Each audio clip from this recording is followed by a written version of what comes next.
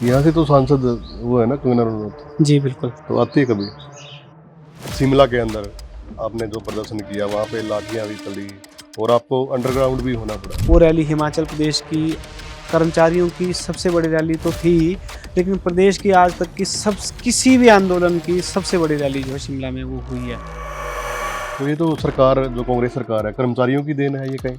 देखिए, ऐसा तो मैं नहीं कह सकता, ये तो आंकलन आप मीडिया आप के लोगों का साथ नारा ही। भी तो था। देश के कर्मचारी तो ओपीएस का विकल्प नहीं मांग रहे, देश के कर्मचारी तो ओपीएस मांग रहे हैं। हमने अगर प्रदेश में ओपीएस मांगी तो हमें तो प्रदेश में जो है ओपीएस मिली, तो हमारे देश के कर्मचारी भी ओपीएस मांग रहे हैं। तो हम चाहते हैं कि पूरे देश में कर्मचारियों को ओपीएस मिले। ये सरकार कहती है कि यूपीएस ले लो ना, क्या दिक्कत है? 1% कर्मचारियों ने भी यूपीएस को नहीं चुना, 5% से ऊपर कर्मचारियों ने जो है यूपीएस को नहीं चुना है। तो मतलब इस स्कीम को तो कर्मचारियों ने बिल्कुल खारिज कर दिया है। एनपीएस का विरोध पूरे देश में है। कर्मचारी बंटाधार तो हो गया ना कर्मचारियों का। पूर्व मुख्यमंत्री जयराम ने उनका एक जयराम ठाकुर, उनका एक बयान आया कि पेंशन चाहिए तो चुनाव लड़ो या नौकरी छोड़ दो। मुझे लगता है कि ये जयराम जी की ओर से जो बात कही गई थी, इसने जो है कहीं न कहीं जो आग में घी डालने का जो काम किया है। आप देश में रोल मॉडल बन चुके हैं, तो अब तो चुनाव लड़ लेना चाहिए। बल्कि जयराम ठाकुर जी को बोलो आप कि मैं आ रहा हूँ और उनके सामने ही चुनाव लड़। विधानसभा में भी खड़े होकर ये बात कही कि कुछ एक नेता है, एक कर्मचारी है, वो नेता बनना चाहते हैं। तो ऐसी हमारी कोई मंशा नहीं है, बन लेकिन के दिखा दो, क्या दिक्कत है सर? ओपीएस बहाल हो ही गई, अब तो लड़ो, क्या दिक्कत है? जैसे हरियाणा में कोई भी चुनाव लड़ता है तो वहाँ पे करोड़ों रुपए लगते हैं, तो यहाँ पे क्या कुछ कैसे लड़ा जाता है चुनाव? वर्ल्ड में हिमाचल प्रदेश की एक अलग छाप है कि ये एक बहुत ईमानदार, शांतिप्रिय हमारा प्रदेश है। और मुझे नहीं लगता कि यहाँ पर जो है बड़ा ज़्यादा कोई पैसा चुनावों में लगता हो। और 68 में ये पूरे दावे के साथ कह सकता हूँ, 60 विधायक तो ऐसे चुनकर आए होंगे जिनका 1 करोड़ के आसपास या इससे ऊपर खर्चा नहीं हुआ होगा। नमस्कार, स्वागत है आपका द एयर न्यूज में। आज हम हिमाचल के मंडी में स्थित हैं और यहाँ पे जो एक बड़ा मूवमेंट चला एक टाइम में, ओपीएस, और पूरे देश के अंदर ये मूवमेंट अलग अलग जगह पे चला है। तो मेरे साथ प्रदीप ठाकुर जी हैं, जो नई जो स्कीम है एनपीएस एम्प्लॉय एसोसिएशन, उसके प्रदेश अध्यक्ष हैं और इसके साथ साथ महासंघ के भी अध्यक्ष हैं ये। और इन्होंने बड़ा लंबा संघर्ष किया और उस संघर्ष को जीता है। लाठियाँ खाई, बहुत सारे दबाव भी आए, लेकिन ये अड़े रहे और इन्होंने सरकार को हटाकर, बल्कि नई सरकार जो आई उसने पहली ही कैबिनेट में ओपीएस को मंजूरी दी।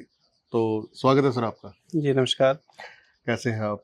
बस ठीक हूँ, आप कैसे हैं? और हिमाचल में आपका स्वागत है। जी, धन्यवाद सर। बहुत सारी हम रिपोर्टिंग करते हैं क्योंकि हमारे हरियाणा में ना ओपीएस का बड़ा मामला चला चला जी, रहता जी, है। जैसे साइकिल यात्रा है, दिल्ली में भी बड़ी रैलियां हैं, जी।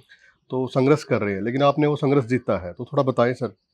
देखिए, आपने हरियाणा की बात की, भाई विजेंद्र धारीवाल के नेतृत्व में हरियाणा में काफ़ी अच्छा मूवमेंट जो है ओपीएस के लिए चला है। और लगातार उनके नेतृत्व में जो है काफ़ी अच्छा मूवमेंट वहाँ जब पिछली सरकार के समय भी चल रहा था, तो हम भी लगातार वहाँ पे जो है कुछ एक रैलीज़ में जब पहुँचे तो कर्मचारियों का उत्साह जो है काफ़ी अच्छा था। और जहाँ तक बात रही हमारे हिमाचल प्रदेश की, तो हमारे प्रदेश में भी कर्मचारियों ने जो है एक ओपीएस के मूवमेंट को अमली जामा पहनाने के लिए जो है जी तोड़ मेहनत की। और मुझे खुशी है कि कर्मचारी साथियों के संघर्ष से आज हम यहाँ पहुँचे हैं कि वर्तमान सरकार ने हमारी मांग को मानते हुए अपनी पहली कैबिनेट में जो है हमारी ओपीएस बहाल की है, जिसके लिए मैं हिमाचल प्रदेश के आदरणीय मुख्यमंत्री श्री सुखविंदर सिंह सुक्खू जी और उनकी तमाम टीम के सहयोगियों का धन्यवाद करता हूँ। जी बिल्कुल, कर्मचारी का सरकार के साथ लड़ना बहुत मुश्किल होता है क्योंकि बहुत सारे ऐसे कारण होते हैं, आप नौकरी से बर्खास्त भी हो सकते हैं, तो क्या कुछ दबाव भी आते हैं? जैसे क्या कुछ सहना पड़ा इस दौरान में आपको? देखिए, ये तो आप जानते ही हैं। और ये सच्चाई है कि कर्मचारी सरकारी जो रूल्स हैं उनसे बंधा होता है। सीसीएस रूल काफ़ी स्ट्रिक्ट हैं कर्मचारियों के लिए, तो अपनी सीमाओं में रह के हमें अपना संघर्ष करना पड़ता है। एक आम नागरिक किसी भी विषय में कहीं भी किसी भी तरह से जो है, क्योंकि हमारे देश में लोकतंत्र है और यहाँ पे हर तरह की आज़ादी हमारे नागरिक को है। ऐसा नहीं है कि कर्मचारियों को भी आज़ादी है, लेकिन बहुत सारे रूल्स ऐसे हैं जिनको लेकर हमें जो है ध्यान रखना पड़ता है कि उन रूल्स में बंधे रहकर हमें अपने संघर्ष में आगे बढ़ना पड़ता है। तो ऐसी बहुत सारी दिक्कतें आई, लेकिन हर परिस्थिति से जो है हमने बाहर निकल के जो है काम करने की कोशिश की और हमने जो है अपना संघर्ष को जारी रखा। और प्रदेश में हमारे साथियों के ऊपर हालाँकि चाहे लाठियाँ भी चली हैं, पानी के बौछारें भी साथियों ने सही हैं, एफआईआर भी सही है, तबादले भी सही हैं, सस्पेंशन भी सही हैं, तो बहुत सारी चीज़ें सही हैं। लेकिन जब इंसान संघर्ष में होता है तो वो इन सब चीज़ों की परवाह नहीं करता, वो सिर्फ़ अपने लक्ष्य की ओर देखता है। हमारे साथियों ने भी उस लक्ष्य को देखा और उस लक्ष्य को हासिल किया है, जी, जिसके लिए वो तो सभी बधाई के पात्र हैं। बिल्कुल, पहाड़ी एरिया में जैसे आप लोग कैसे मूवमेंट कैसे पैदल यात्रा भी की आपने? जी बिल्कुल। देखिए ये ठीक है कि जो मैदानी हाँ, हमारे वहाँ तो प्रदेश है, हमारे वहाँ पे आसान जो है है। ट्रांसपोर्टेशन आसान है। एक स्थान से दूसरे स्थान में पहुँचना थोड़ा-सा आसान है और साथ ही साथ जो है ये भी आसान है कि क्योंकि वहाँ पॉपुलेशन जो है वो थोड़ा इकट्ठा-इकट्ठा लोगों की शहरों में शहर की तरह ही जो है वो मैदानी एरिया में मकान होते हैं। लेकिन हमारे हिमाचल प्रदेश की जो बात जहाँ तक बात है कि यहाँ पे अभी हम मंडी ज़िला मुख्यालय में बैठे हैं। यहाँ तो आप देख रहे होंगे एक बड़ा शहर है हमारा ज़िला मंडी, बड़ा खूबसूरत शहर है। लेकिन आस-पास आप देख रहे होंगे कि दूर-दूर तक जो है वो बहुत दूर-दूर गाँव हैं और ज़िला मंडी का क्षेत्र अगर मैं कहूँ तो काफ़ी बड़ा क्षेत्र है और पूरे हिमाचल प्रदेश का हमारा भौगोलिक परिस्थितियाँ वो उससे भी आप भी भली-भाँति जो है परिचित हैं। तो बहुत मुश्किल होती है ट्रांसपोर्टेशन की, हालाँकि मंडी ज़िला मुख्यालय में ही हमारे जो मुख्यालय का जो दूर-दराज के क्षेत्र है, वहाँ से अगर मंडी पहुँचने के लिए जो है हमें 5-6 घंटे जो है हमारे साथियों को लगते हैं।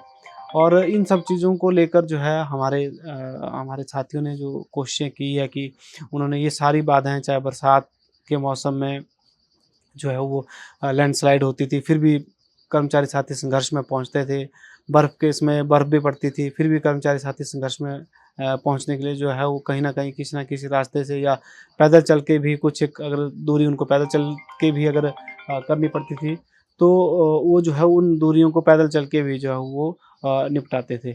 और वो अपने संघर्ष, अपने लक्ष्य को हासिल करने के लिए जो हर संभव प्रयास करते थे। जी, मार्च 2022 आपको अच्छे तरीके से याद ही होगा। जी, शिमला के अंदर आपने जो प्रदर्शन किया, वहाँ पे लाठियाँ भी चली जी। और आपको अंडरग्राउंड भी होना पड़ा। जी, जी, जी।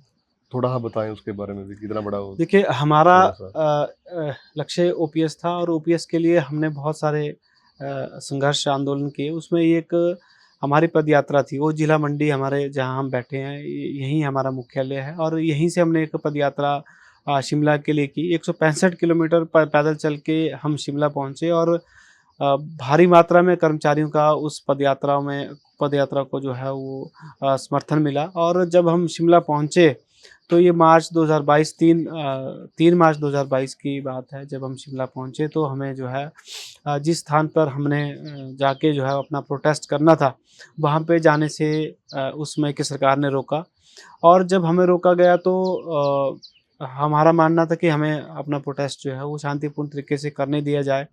लेकिन हमें बैरिकेड्स लगा के बहुत बड़ा पुलिस बल के साथ और काफ़ी सारे जो है वो तरीके अपनाए गए और हमें एक स्थान पे रोका गया। और जब हमारा मानना था कि हमें आगे जाना है, जहाँ हमारा स्थान सुनिश्चित किया गया है, वहाँ हमें पहुँचना है, तो फिर हमें जब नहीं जाने दिया तो कर्मचारी साथियों ने कोशिश भी की और सरकार ने हमारे ऊपर पानी के बौछारें भी की, लाठियाँ भी हमारे साथियों के ऊपर चली। लेकिन इन सब बातों की परवाह किए बगैर फिर भी कर्मचारी साथी आगे बढ़े और बहुत सारे बैरिकेड्स आगे और लगे थे, फिर पुलिस बल की बसेज़ वहाँ थी। उन सब बाधाओं को पार करके हम विधानसभा के बाहर पहुँचे, हमने विधानसभा का घेराव किया और उस घेराव के दौरान मुझे आज भी याद है कि बहुत सारे हमारे साथी ऐसे थे जो सिर्फ़ 1 दिन का मानकर वहाँ पहुँचे थे।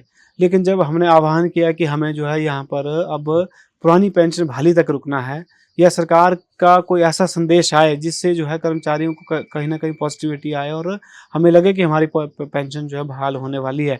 तो ये सारी बातें जब ना हुई तो लगभग रात के 11-12 बजे तक हम वहाँ पे थे और लास्ट में पुलिस बल ने हमें जबरन उठा के वहाँ से जो है वो वहाँ से उठाया और हालाँकि हमारे बहुत सारे साथियों के ऊपर लाठियाँ भी उस समय भी चली, हमारे साथियों के, हमारी बहनों के कपड़े भी फटे और उस समय जो वहाँ पे जब हम बैठे थे, क्योंकि घेराव के दौरान जब हमने घेराव किया था, तो सरकार ने अपनी ओर से कोशिशें भी की, कुछ मंत्री भी हमारे बीच में पहुँचे, लेकिन हमारा सीधे सीधे मानना था, हमें पता था कि कोई मंत्री या कोई अधिकारी ओपीएस नहीं दे सकता।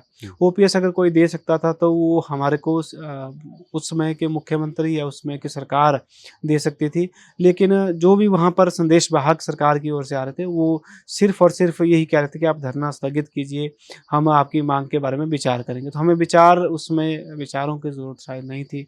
हम ये मान रहे थे कि हमारी ओपीएस का जो है वो ऐलान किया जाए।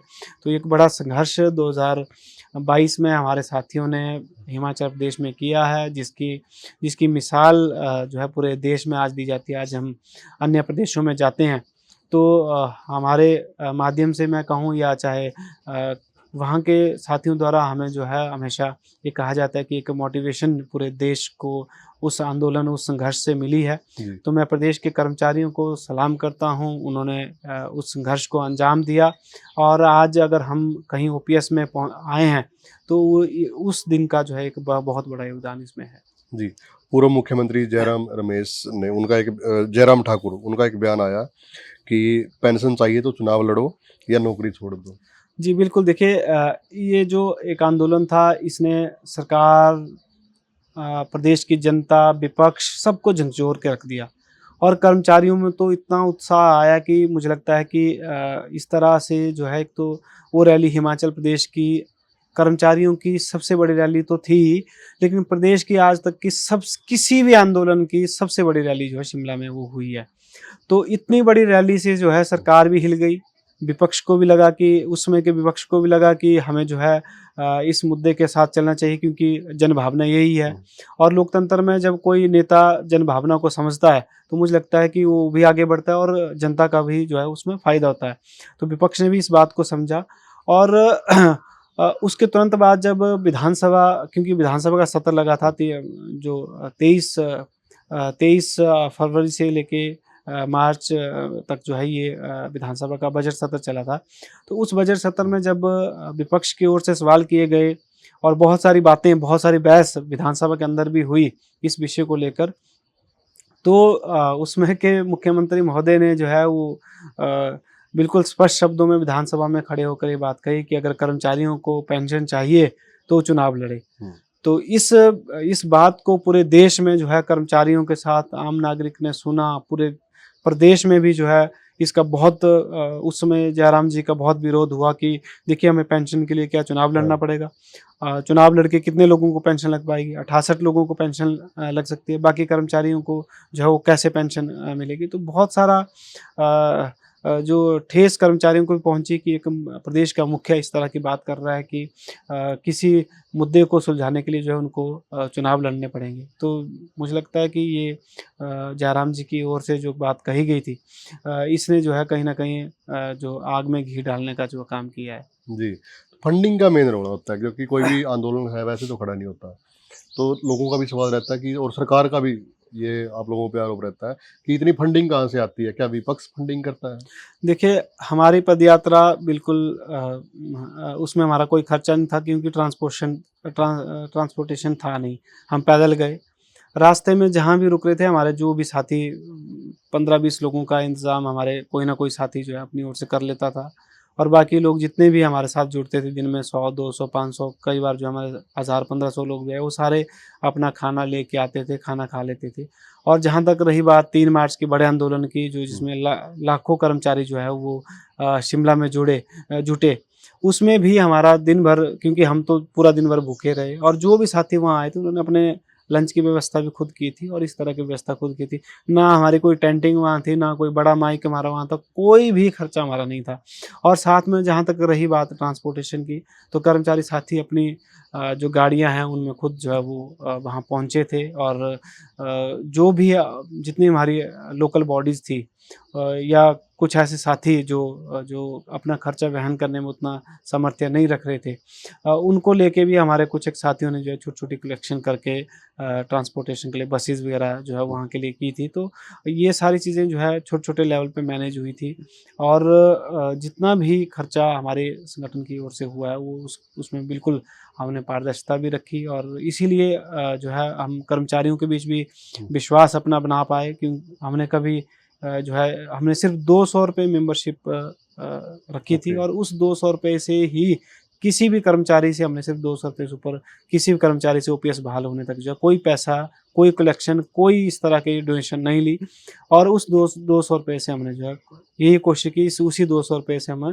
कर्मचारी साथियों की पेंशन बहाल करवाने में कामयाब हों और हम सचमुच कामयाब भी हुए। जी, तो विपक्ष के नेताओं के साथ आपकी क्या कुछ बात होती थी? जैसे प्रियंका गांधी जी आए, सुक्खू जी से क्या बात बात हुई?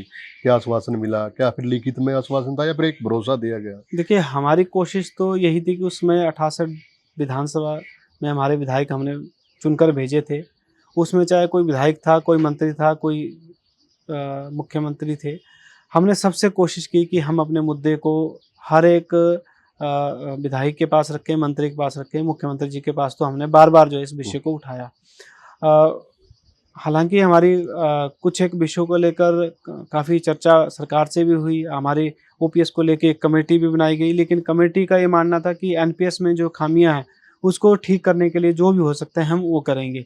तो हमें ये बात मंज़ूर नहीं थी। साथ ही साथ हमने हर एक विधायक से भी हम मिले उसमें, आदरणीय सुक्खू जी से भी हमारा जो है लगातार हमने मुलाकात की, उसमें नेता प्रतिपक्ष आदरणीय अग्निहोत्री जी थे। उनसे भी लगातार हमने मुलाकात की।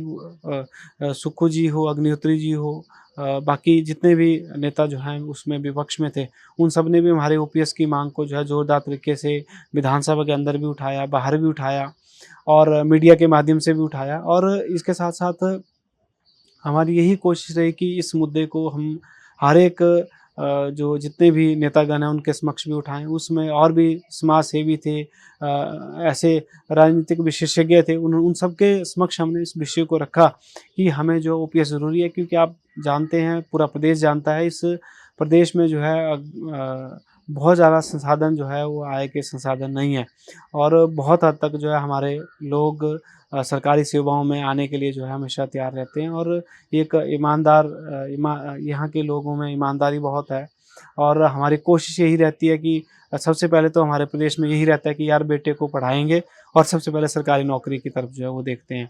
सरकारी नौकरी की तरफ देखते हैं तो जब उसको अगर पेंशन नहीं होती है तो फिर जो है दिक्कत होती है। तो हमारी इसीलिए कोशिश थी कि सरकारी नौकरी भी हमारे बच्चे आने वाले समय का जो हमारा भविष्य में बच्चे आएँगे वो लगे और उनको जो है पेंशन भी हो और हम तो अपनी पेंशन के लिए लड़ ही रहे थे। जी, लेकिन अब बड़ी दिक्कतें आ रही हैं। जैसे एक तो वेतन बड़ा लेट हो रहा है, जैसे वेतन और डीए भी नहीं मिल रहा, काफ़ी देरी हो रही है। तो क्या ओपीएस देकर अब वित्तीय रूप से फँस गई है सरकार? देखिए ऐसा बिल्कुल नहीं है क्योंकि हमारे प्रदेश का झूठ राष्ट्रीय मीडिया के कुछ एक चैनल्स ने ज़रूर जो है पूरे देश में अब उसका प्रचार-प्रसार किया। और मैं ये कह सकता हूँ कि निगम बोर्ड की जो पेमेंट है वो कई बार जो है 2-4 दिन या 10 दिन भी लेट हो सकती है। लेकिन ऐसा कभी नहीं हुआ कि किसी महीने में हमारे कर्मचारियों को जो है वो वेतन नहीं मिला हो। अच्छा। हमारे नियमित कर्मचारियों को हमेशा समय रहते जो है वो वेतन मिला है। एक भी कर्मचारी को ऐसा नहीं हुआ है आज तक कि हमारे साथियों को वेतन नहीं मिला हो। लेकिन ये व्यवस्था जो है निगम बोर्ड की पूरे देश में ऐसी ही है कि जो है कई बार 4 दिन बाद वेतन मिलता है या 5-7 दिन बाद। तो हमने इसके लिए भी निवेदन माननीय मुख्यमंत्री महोदय से किया है कि 10 तारीख से पहले जो है हमारे साथियों को वेतन ज़रूर मिले और हम तो ये कहते हैं कि 5 तारीख से पहले मिले, 5 नहीं बल्कि 1 तारीख को ही वो वेतन भी जो है वो सुनिश्चित किया जाए कि निगम बोर्ड के साथियों को भी 1 तारीख को ही हमेशा वेतन मिले। लेकिन कुछ एक फाइनल स्थिति में कई बार जो है थोड़ा बहुत बदलाव करने के नज़रिए से जो है थोड़ा बहुत कई बार ऐसा हुआ भी ज़रूर होगा कि कई बार हमारे साथियों को 5, 7 या 10 तारीख को ये वेतन मिला हो। लेकिन ऐसा निगम बोर्ड में भी कभी नहीं हुआ कि हमारे साथियों को वेतन ना मिला हो। तो मैं माननीय मुख्यमंत्री महोदय का धन्यवाद भी करना चाहूँगा कि केंद्र सरकार के द्वारा हालाँकि जो हम देख रहे हैं लगातार फाइनेंशियल रूप से जो है बिल्कुल भी सहायता हमारे प्रदेश की सरकार को नहीं मिल रही है। 9,000 लेकिन करोड़ रोका हुआ है एनपीएस बिल्कुल, इतनी एनपीएस विपरीत का। परिस्थितियों में भी जो है हमारे साथियों को जो है हमारे कर्मचारी साथियों को समय रहते वेतन मिल रहा है, उनके ड्यूज़ मिल रहे हैं। और जहाँ तक बात रही एनपीएस के पैसे की, अब ये जब हमारी ओपीएस बहाल हुई थी 2023 में, तो उस समय जो है ये 9,000 करोड़ के आसपास हमारा पैसा केंद्र सरकार के पास था। अब ये 12,000 से ऊपर जो है बढ़कर हो चुका है।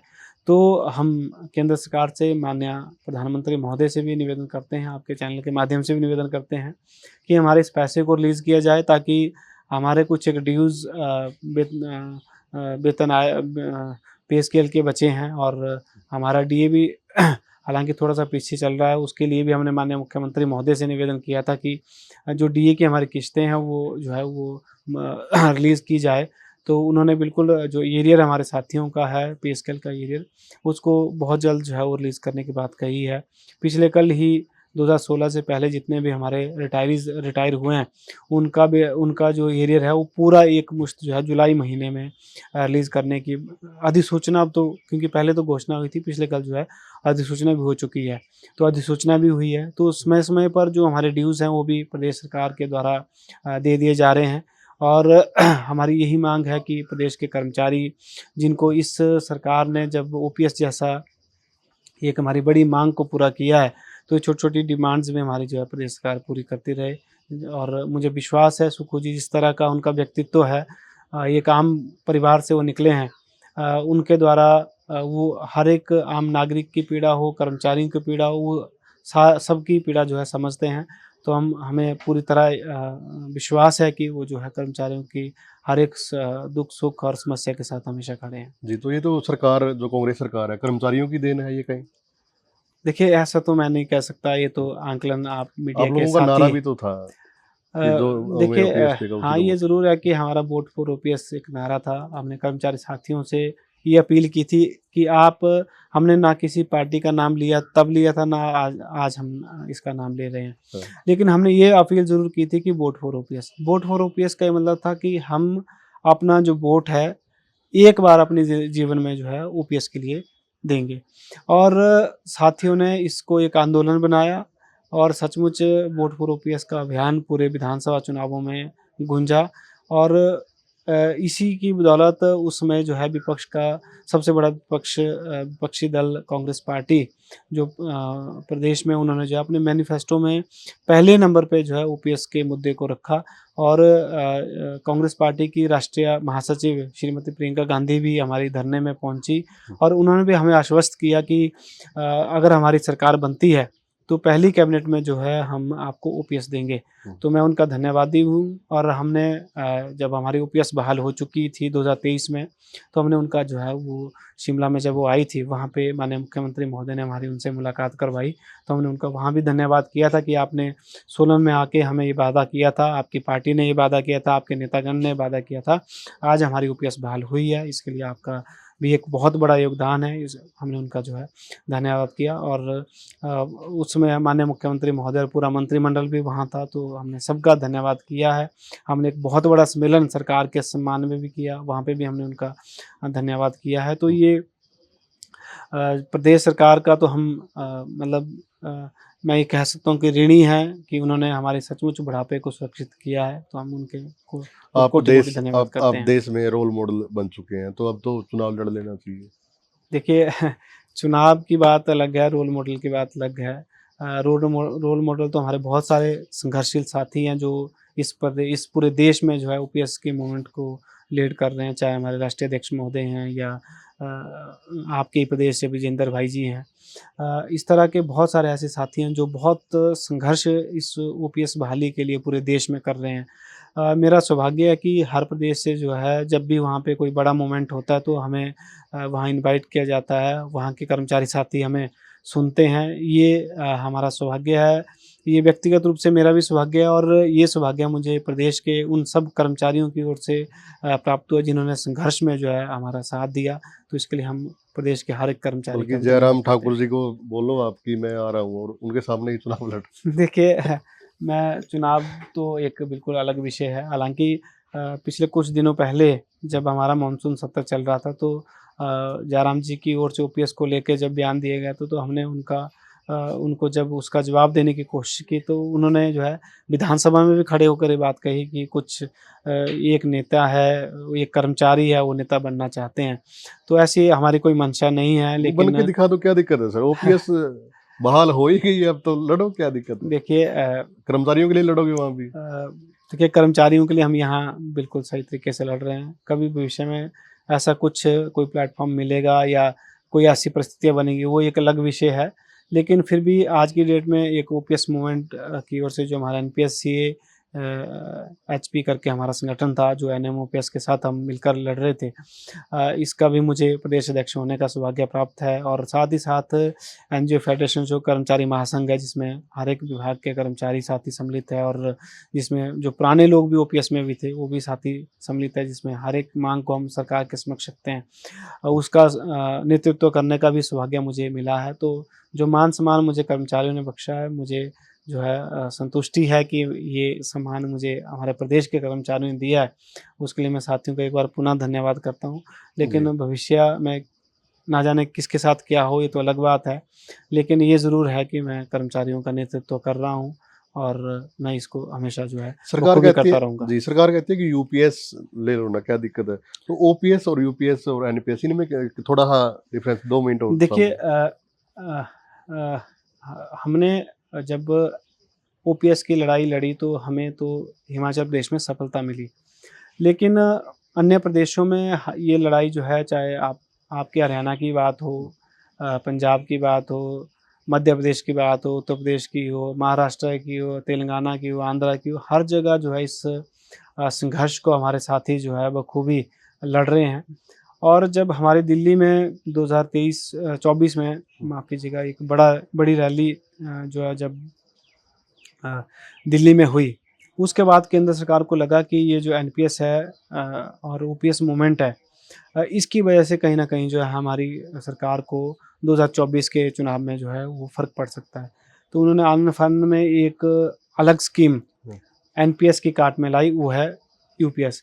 एनपीएस में तो मुझे लगता है कि पूरे देश के कर्मचारी और अब तो आम नागरिक भी जान हुँ, चुका है कि एनपीएस में जो है बहुत सारी खामियाँ हैं। अ, वो इस तरह से है क्योंकि ओपीएस में तो हमें सीधा-सीधा जो है अपने जो आखिरी वेतन है उसका 50% के रूप में पेंशन लग जाती है और ये एक सेट फार्मूला है। हुँ, लेकिन एनपीएस में क्या था कि एनपीएस में हमारे ही जो पेमेंट है मेरी, मान लो अगर 50,000 मुझे पेमेंट मिलती है, मेरे वेतन का 10% काट के अर्थात 5,000 काट के वो कंपनी को दिया जाएगा और उसमें कहीं जो है अभी 10% है, कहीं 14% जो है एनपीएस में सरकार की ओर से योगदान शेयर सरकार की ओर मार्केट से टाइप शेयर में। जो है दिया जाता है और वो सारा जो है वो निजी जो कंपनी है उनके हाथ में लगाया जाता है। और उसका जब कर्मचारी रिटायर होता है तो उसका जो है वो 60% विथड्रॉ होके 40% से जो है वो पेंशन लगा दी जाती है और वो भी सारी जो कुछ एक कंपनीज़ हैं या कुछ एक बैंक्स हैं या जो भी हैं, उनकी ओर से जो पेंशन लगाई जाती है, हाईएस्ट 5.5% जो हमारा पैसा है उसका जो उतनी की पेंशन जो है वो उस एनपीएस के माध्यम से मिलती है। और ये एक बहुत कम मतलब इसको पेंशन तो हम नहीं कहेंगे, उसका ब्याज ये सिर्फ़ हमें मिलता है और ब्याज क्योंकि आप समझते हैं उतना तो तब फिर अगर हम कहीं एफडी करवाएँगे अपने ही पैसे की, तो मुझे लगता है कि उससे ज़्यादा ब्याज तो हमें वहाँ से मिल जाएगा। तो कोई पेंशन नहीं है और जहाँ तक बात रही यूपीएस की, तो यूपीएस में तो बिल्कुल ही जो है वो ठगने का काम मैं कहूँगा केंद्र सरकार ने किया है। वो इस तरह से क्योंकि एनपीएस का कोई तोड़ निकालना था, लोगों को गुमराह करना था, लोगों को किसी और दिशा में लेके जाना था और लोगों को ये एहसास कराना था कि हम जो है वो कोई ओपीएस का विकल्प ला रहे हैं। तो देश के कर्मचारी तो ओपीएस का विकल्प नहीं माँग रहे, देश के कर्मचारी तो ओपीएस माँग रहे हैं। हमने अगर प्रदेश में ओपीएस माँगी तो हमें तो प्रदेश में जो है ओपीएस मिली। तो हमारे देश के कर्मचारी भी ओपीएस माँग रहे हैं, तो हम चाहते हैं कि पूरे देश में कर्मचारियों को ओपीएस मिले क्योंकि यूपीएस में क्या है कि अभी तक भी बहुत सारी चीज़ें स्पष्ट नहीं है। वो इस तरह से कि उसमें कहा जाता है कि 25 साल के बाद आपको 50% पेंशन जो है वो लगा दी जाएगी। हुँ, लेकिन उसमें कुछ चीज़ें हिडन हैं और मैं ये कह सकता हूँ, पूरे दावे के साथ कह सकता हूँ कि उसमें जो भी हमारा शेयर इकट्ठा किया जाएगा और चाहे हमारा 1 करोड़ वहाँ इकट्ठा हुआ हो, 2 करोड़ इकट्ठा हो, क्योंकि जो अधिकारी लोग हैं उनका तो 2 ढाई करोड़ भी इकट्ठा हो सकता है। जो क्लास 3 कर्मचारी, जैसे मैं मान लो क्लास 3 कर्मचारी हूँ, तो मेरा भी कम से कम 60-70 लाख इकट्ठा होगा। तो वो 70 लाख मुझे सरेंडर करना पड़ेगा, फिर जाके मुझे जो है वो पेंशन मिल सकती है। और उसमें भी एक बात और है कि अगर मैं बीआरएस लेता हूँ और 25 साल के बाद बीआरएस लेता हूँ और कहीं मेरी नौकरी हाँ। 10 साल और बचती है, तो वो भी जो है मुझे जो है वो पेंशन के लिए 10 साल और इंतज़ार करना पड़ेगा। तो उससे उसमें तो कर्मचारियों को बहुत बड़ा नुकसान जो है यूपीएस में है। और इसका उदाहरण आप इस तरह भी देख सकते हैं कि एनपीएस के कर्मचारी, जैसे एनपीएस के कर्मचारियों को पूरे देश में जो ऑप्शन दिया गया कि आपको ओपीएस की तरफ जाना है तो आप स्वतंत्र हैं। तो जब वो तिथि निकल गई तो आप मानेंगे नहीं, लगभग 1 करोड़ के आसपास जो है कर्मचारी इसमें पूरे देश में ऐसे होंगे जो एनपीएस में आते थे। लेकिन 1% कर्मचारियों ने भी यूपीएस को नहीं चुना। तिथि खत्म हो गई, उसको बढ़ाया गया, फिर कर्मचारियों ने यूपीएस को जो है नहीं चुना, फिर तिथि बढ़ाई गई। लगभग 7-8 बार जब तिथियां बढ़ाई गई और तब भी अभी तक जो है ये प्रतिशत 5% से ऊपर कर्मचारियों ने जो है यूपीएस को नहीं चुना है। तो मतलब इस स्कीम को तो कर्मचारियों ने बिल्कुल खारिज कर दिया है। एनपीएस का विरोध पूरे देश में है। कर्मचारी बंटाधार तो हो गया ना कर्मचारियों का? बिल्कुल बंटाधार नहीं हुआ, क्योंकि कुछ एक लोग अपनी कैलकुलेशन करते हैं और 2-4-5% आप समझ सकते हैं। कई बार जो है कुछ एक लोग, वो मैं ऐसा नहीं कहूँगा कि उनकी ओर से उन्होंने कुछ गलत किया है, लेकिन कुछ एक लोग जो हैं किसी दिशा में अपने आप भी चलना शुरू कर देते हैं। लेकिन जब उनको ये पता होता है कि यार ये मेरे से गलती हो गई, या कई जल्दबाजी में कई बार जो है हम निर्णय ले लेते हैं, लेकिन बाद में पता चलता है कि यार ये तो गलती होगी, तो फिर उन लोगों ने ही ये कहा कि यार ये तो हमसे गलती हो गई, अब कहीं आप जो है यूपीएस मत ले लेना। तो अब जो है यूपीएस वो भी वापस या एनपीएस में आना चाहते हैं या ओपीएस में। ओपीएस तो चलो सारे मांग ही रहे हैं, लेकिन वो भी ये कह रहे हैं कि यार कहीं ना कहीं हमारे से यूपीएस में जाके गलती हुई है, अब हम फिर से एनपीएस में जाना चाहते हैं। तो सरकार ने ये भी कहा है कि अगर आप एक बार यूपीएस में जाएंगे तो आप वापस एनपीएस या ओपीएस में नहीं जा पाएंगे। तो मुझे लगता है कि यूपीएस तो बिल्कुल एक ऐसी खराब व्यवस्था जी। है पेंशन की, जिसको हम बिल्कुल भी पेंशन नहीं कह सकते। जी। वो तो एक समझौता सरकार के द्वारा जो है करने की कोशिश की गई कि कहीं ना कहीं ओपीएस के मोमेंट को हम कम करें।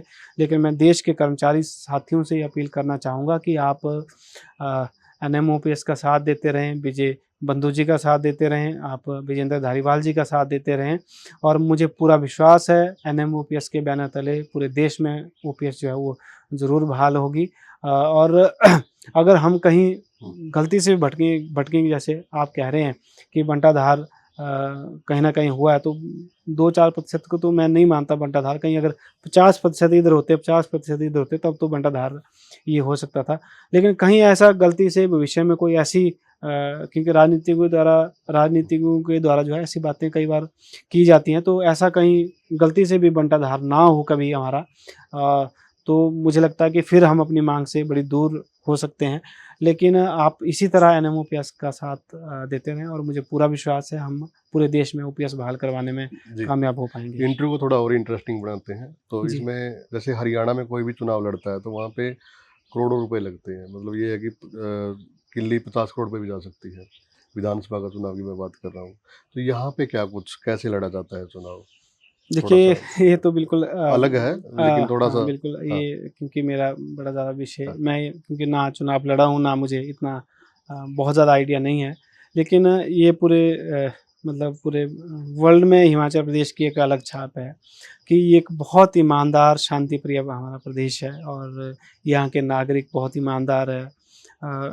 बहुत ईमानदारी हमारे लोगों में है और मुझे नहीं लगता कि यहाँ पर जो है बड़ा ज़्यादा कोई पैसा चुनावों में लगता हो। हाँ, ये ज़रूर है कि कई बार हमने देखा है कि छुट-पुट खबरें आती हैं, कई बार राजनेता ही एक-दूसरे के ऊपर जब लांछन लगाते हैं, तो इन्होंने जो है करोड़ों खर्चे, इतने खर्चे। तो तब भी मैं ये कह सकता हूँ कि 1 डेढ़ 2 करोड़ से ऊपर मुझे नहीं लगता कि आज तक किसी ने कोई पैसा खर्चा हो। हाँ, ये ज़रूर है कि कुछ एक लोग अब इंडस्ट्रियलिस्ट आ रहे हैं, कोई विदेश से आ रहे हैं, कोई कहाँ से आ रहे हैं, तो उनकी ओर से पैसा ज़रूर खर्चा जा रहा है। लेकिन 68 हमारे विधायक इसमें चुनकर आए हैं और 68 में ये पूरे दावे के साथ कह सकता हूँ 60 विधायक तो ऐसे चुनकर आए होंगे जिनका 1 करोड़ के आसपास या इससे ऊपर खर्चा नहीं हुआ होगा। यहाँ से तो सांसद वो है ना कंगना रनौत, जी, बिल्कुल। तो आती है कभी? देखिए, अब ये तो आपको यहाँ की जनता भी बता सकती है। हाँ, मैं यहाँ का नागरिक हूँ, लेकिन इतना ज़रूर कह सकता हूँ कि जब आपदा इस प्रदेश में थी, तो उसमें भी सभी ने ये चाहा कि वो हमारे साथ खड़ी रहे। लेकिन जब भी वो आई, बहुत सारे मीम्स भी उनके ऊपर बने, सोशल मीडिया के माध्यम से हमने ये सारी चीज़ें देखी हैं। तो मैं उनसे यह निवेदन करूँगा कि आपको बहुत प्यार इस मंडी संसदीय क्षेत्र ने दिया है। आप कृपया यहाँ के आम लोगों के साथ खड़े रहें, क्योंकि जो जो भी राजनेता हम चुनकर उनको आगे चाहे विधानसभा में या संसद में भेजते हैं, हम इस उम्मीद के साथ भेजते हैं कि वो हमारी बात को वहाँ रखे, हमारे सुख-दुःख में हमारे साथ खड़ा रहे। लेकिन अभी तक शायद मुझे लगता है कि उन्होंने उस तरह से जो है वो योगदान अपना नहीं दिया है। हम उम्मीद करते हैं वो जैसे-जैसे राजनीति में आगे बढ़ रही हैं, तो प्रदेश हमारे संसदीय क्षेत्र को उसमें देंगे। जी, धन्यवाद जी, बातचीत करने के लिए सर। थैंक यू जी। तो वीडियो को ज़्यादा से ज़्यादा आप लोग शेयर करें, और आज मेरे पास जो योद्धा है, आप लोगों ने बात सुनी है, इन्होंने एक बड़ा संघर्ष जीता है। धन्यवाद। धन्यवाद जी।